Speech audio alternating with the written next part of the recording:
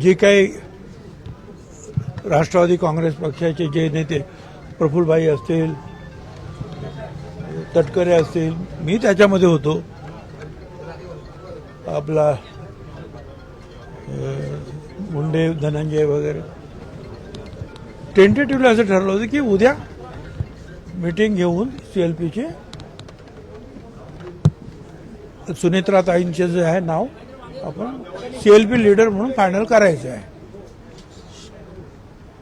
तर ते अजून पत्र वगैरे काय त्यांनी काही निघालं नाहीये.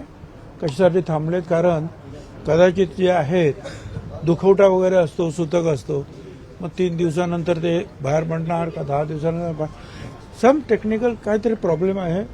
आणि स्वतः तटकरे आणि प्रफुल्लभाई त्याच्यामध्ये लक्ष घालत आहेत. काय पण बाकी सर्वसाधारण ठरलं. आता बघू आता काय होतं. 1-2 तासामध्ये आपल्याला कळेल.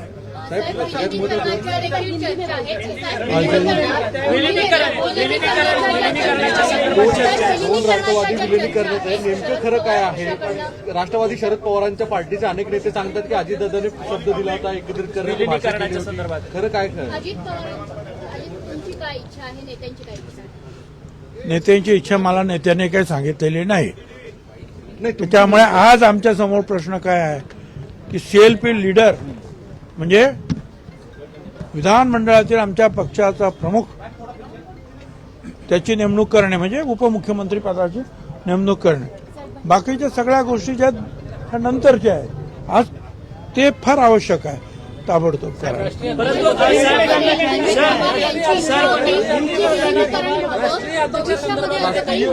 राष्ट्रीय अध्यक्ष पार्टीचे सुमित्रा पवार आहे का? मतप्रवाह आहे का?